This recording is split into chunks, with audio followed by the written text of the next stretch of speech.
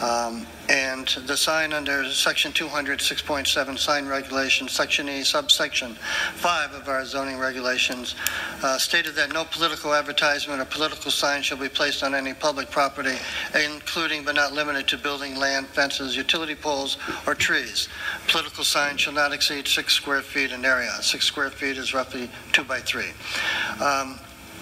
Noticing that and recalling that, and knowing that Section 3.2 of the Charter, executive powers, enforcement of ordinances, Section A, 3.2A, the executive powers of the town shall be vested solely in the mayor and may be exercised by the mayor either personally or through the several town agencies under the general supervision and control of the office of the mayor. The mayor shall cause the charter, the laws, the ordinances, and other orders for the government of the town to be enforced, and shall cause a record of all official acts of the executive branch of the town to be kept. Knowing that, I was compelled to act. There was no one else in the government of Greenfield that was to act on that particular violation.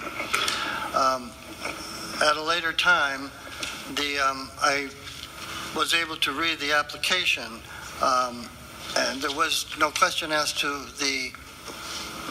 regarding only the written ordinance as written, that, and referring to political, meant that there had to be a connection to our government, something that was happening in the political aspect of it.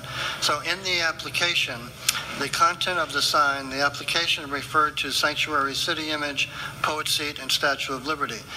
Knowing that the subcommittees of the town council were discussing a resolution having to do with sanctuary/safe city, that I considered political, and knowing also that the government cannot be involved in offering an opinion on a referendum, even when the government proposes that referendum, and can only provide education on that particular topic, I assumed that that was my responsibility to do this. And have the sign removed, and move the question then to our attorney to see what constitutionality is involved. So if we have an ordinance that is unconstitutional, then that ordinance has to be reviewed and modified or amended. Our town attorney is in the process of review. In between the contact with the town attorney and removal of the sign, Mr. Attorney Newman and Buzz Eisenberg came to the office. I wasn't there, but they wanted me to give them a call right away, which I did when I returned to the town hall. I wasn't able to speak with Bill or Buzz, but that call was made. So as we progress through this, it's a learning process. We may have others, as I've found in other sections, that are also pertaining to particular content, political in nature, that are going to have to be stricken or rewritten or modified. I would suggest that the council not jump into this and make any shortcuts by making any new rules, laws, or regulations, but and wait until our attorney comes back with it will save a trip, save some time when our attorney comes back with the opinion that will represent the town.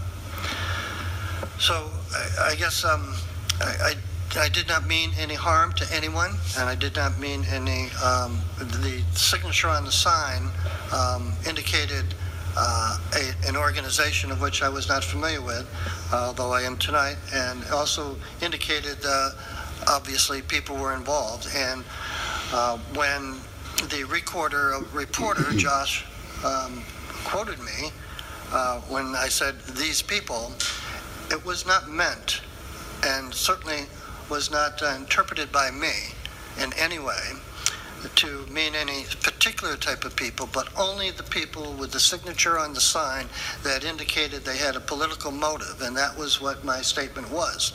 And if it was taken out of context when people interpret it that way, then I am sorry for them.